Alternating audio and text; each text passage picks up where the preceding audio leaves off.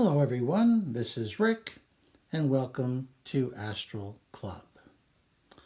Now, this is Q&A number 14, special edition of Dark Night of the Soul.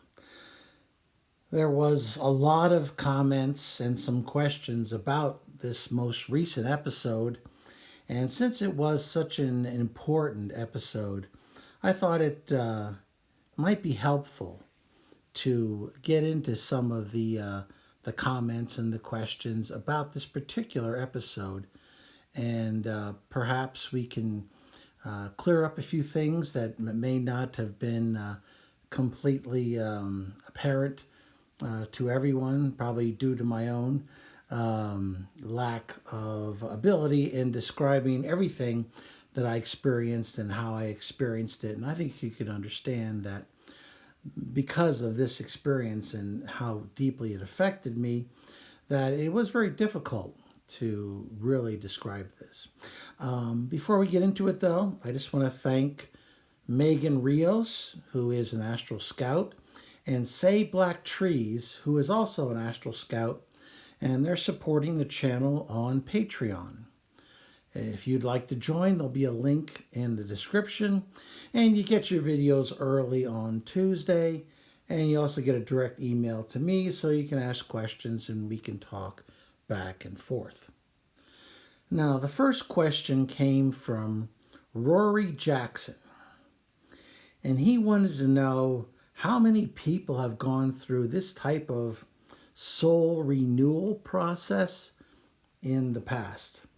I really couldn't tell you the answer to that question. However, the impression that I got was that this has happened only very rarely because it's a breaking of universal law. And those with the power to do what was done to me by the master are wise enough not to commit such a crime. So my impression is that it's been done very rarely. The next one, a lot of people had comments on, and it was from Venky N, Special Someone, Plectrum Dust, and Book Hermit. They all mentioned that the process by which I was stripped of my soul matrix was in the chakra process. When it was being uninstalled, if we can use that term, as I fell from top to bottom, the top chakra all the way down to the bottom chakra, that was the order in which my soul was removed. And the reinstall was the reverse of that process. So I want to thank all those people for pointing that out, because I checked on it afterwards, and sure enough, it did follow that pretty closely. So that was pretty interesting. Symbiotic Titan, Victoria G, Solo Maze, all thought that the punishment that I supposedly gave the master was just. Electrodynamic Orb questioned the punishment, whether it was right. Egg Music thought it was the perfect thing to do with the master. I just want to clear this up. He had been punished, but not by me. When I was brought there for judgment, I thought it through very carefully, and I thought that I was very merciful in sending him back to Earth, essentially to Earth School. My intention was that he would have an opportunity to reform, to learn that his fellow beings weren't to be used as slaves, to be fed off of, to feed his own ego and his own power, but they were brothers and sisters who were all together, evolving together and to support one another. I did not mean it in any sense as a punishment, any more than sending a kid to school would be interpreted as punishment. Yes, some lessons are a lot harder than other ones, but I don't think anyone who is in their right mind would consider sending a child to school as a form of punishment. It's an opportunity to learn. And my hope is that he will take this opportunity to learn these lessons of brotherhood so that the talent and the great power that is inherent in his soul can be turned to helping others and learning to serve others instead of just serving himself. Anyway, that is why I did what I did. So please, and I think a lot of these people understood that, but the word punishment, I just wanted to clarify that because that was certainly not my intention. Photios left a great comment, as he always does. He observed that in the Christian Bible, in Revelations 1:9, the bottomless pit was described as something evil, that it was a punishment with which the evil Satan and his minions, demons, were thrust into at the end of time. However, he observed that in my case, it was a place of renewal and healing. He also mentioned that the Gospel of Matthew indicated that when Jesus was in the desert and he was fasting, that Satan tried to tempt him, much like the Master tried to tempt me. Now, obviously, I'm not comparing myself to a master like Jesus.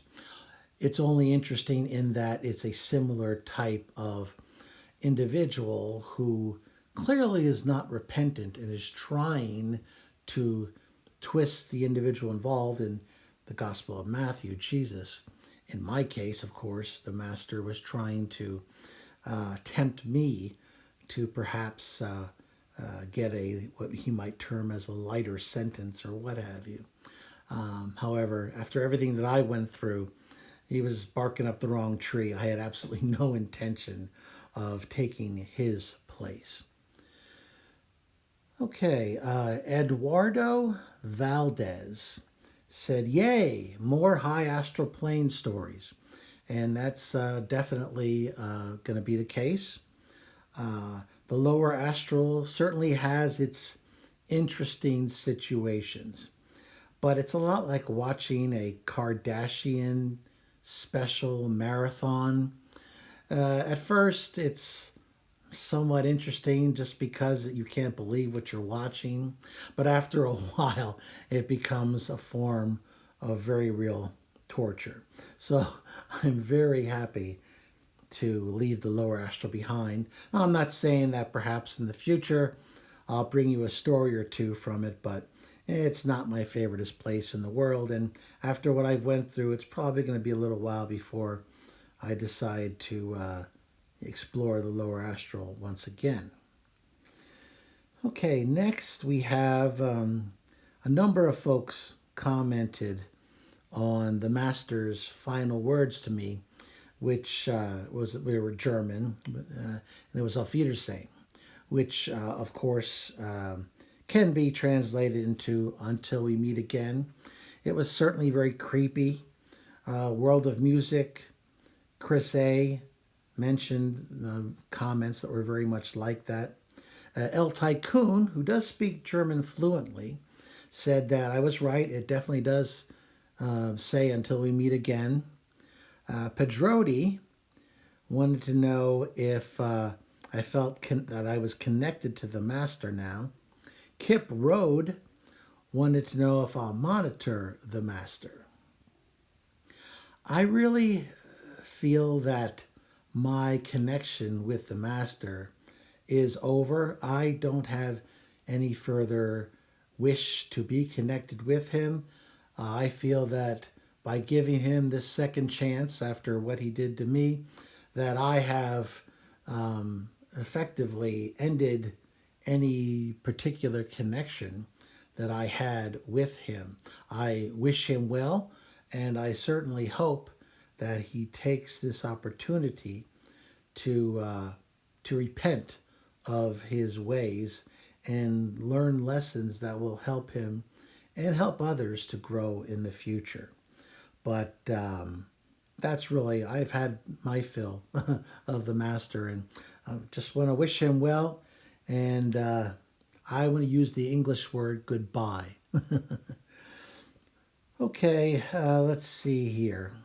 Miles Nuages said that this is the one channel that he reads all the comments because there's good and smart people on in Astral Club, and I have to say I couldn't agree more. I have read comments on many sites, and never have I seen a consistently thoughtful series of comments than I see on this site. So I just want to thank you guys just for that alone because it's fantastic. In addition, I want to take this opportunity to thank everyone for all your support as well. It was definitely helpful in very difficult circumstances, so I really appreciate it. A few people, including my wife, wondered out loud whether the master would become or became Hitler. Now, based on our understanding of time and reincarnation, time is an illusion. So people can reincarnate in a wide variety of times. So I suppose it's theoretically possible. However, I really don't believe that that's what occurred. I think he meant those words in just the right way to get one last little dig in, just to kind of be a little creepy at the end. I don't think it had any more meaning than that, quite frankly. And that question was posed by G to the third power, G to the ninth power, PKMN. That's a heck of a handle. And I know there were some other people too who also wondered out loud. Samuel Grave wondered if I feared that he may create some havoc in his incarnation. Look, I believe we all are eligible or should be eligible for a second chance. This was a difficult decision on my part, and I decided to give him a second chance. We all of us, have the capacity for great good and great evil in equal measure. He has his chance, and it's up to him. It's his free will at this point in time. I can't control him or worry about controlling him any more than I can control anyone else. I'm responsible for myself, and I do what I can for others. But it's not in my purview to try to control the paths of others. That's a violation of free will, and it's not something I'm interested in being involved in. Because the more you're involved in something like that, the more you become like the master. And I have no interest in becoming like him. Skywalker thought that my soul reinstall in the Akashic records may point to a holographic universe simulation. Now, this is really probably a video in and of itself to really get into the exploration. But briefly, I can discuss it. If we exist in some sort of a holographic simulation, it might explain the Akashic records, for instance, because one might say, well, of course the Akashic records has a record of everything that has happened, is happening, and will happen, because in essence, it's one huge program or simulation set up by who knows what power And in essence, since this information is available in this huge program to the Akashic Records, then if you can access them, you can gain that information. And I imagine the soul reinstall might feed into that as well. Although, as I said before, I'd have to give this a great deal more thought, and I'm certainly open to anybody else's interpretations. But I do admit that with the Akashic Records experience, I started thinking a little bit more about whether that is a possibility. I don't know though, so I'd be interested if anybody wants to comment on that. Kip Road said, could my feelings of being in the pit before and again in the future, could that have been connected to my multiverse selves? If you recall, as I fell into the pit in part 1, I just had this strong feeling that I had done this before and that I would again. I can't explain it logically, and I can't explain it any more than that. Just consider it an extremely strong deja vu experience. Very strong, the strongest I've ever had. And I think he thought that perhaps my multiverse selves had been through this before and that they will again. And in essence, I was tapping into this in that period in time. All I can say is possibly, and possible this feeds into that holographic simulation possibility that we just talked about. So I'd be interested in anyone's comments on that as well. Climax Films said that he questioned. He said, so the master got in trouble for damaging your soul matrix, but not for trapping people in a cult. Now, why is that? Well, I'm going to discuss two things here now: free will and universal law. Now, the cult members were exercising their free will when they joined that cult. Any help offered had to walk a fine line. Now, when I was sent in, and the monk was sent in, and then the virgin, he was sent in too, but he couldn't handle it. We only talked with a couple of individuals, and we got them thinking.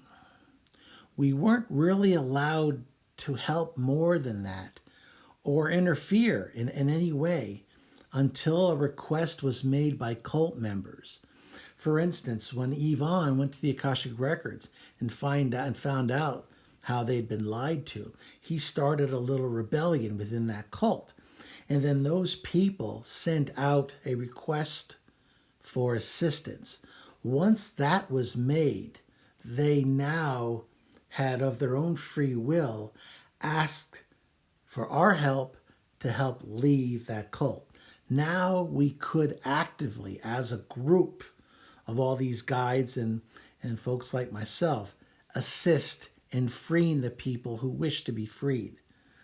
Now, when the master damaged my soul matrix, he broke a universal law. You're not allowed to tamper with any entity's soul matrix. That thing is sacred. It's something that evolves based on an individual's decisions. And that's what causes the soul evolution. To damage it the way he did was a major, major violation of universal law. And, I think he thought he was immune based on his power base. I think he was proved wrong. Now, please understand that what happened to me was exceedingly rare. Very few entities have the power to do what he did to me, and the vast majority of those are way too wise, as I said, to commit such a crime. So this is a unicorn moment. As I've said before, and I'll say it again now, astral projection is one of the most safest things that you can do. Now, I'm not saying that it's not going to change you. It will. You will have experiences which you will find wondrous. You will have experiences that are sobering. You'll have experiences that will grant you great wisdom. You will make mistakes. And you may find some situations that you're very uncomfortable in. But, I mean, that's the evolutionary process, isn't it? So, that's part of the whole wonderful experience that we're undergoing here. So, if you can undergo that experience here on Earth, because it all happens to us here on Earth, why not take advantage of even more experiences and evolution on the astral plane as well? The master, in his hubris, he thought he was untouchable. But what he found out is that we all must adhere to the universal law, and that sooner or later, a violation of that is going to result in some circumstances that you may not be happy with.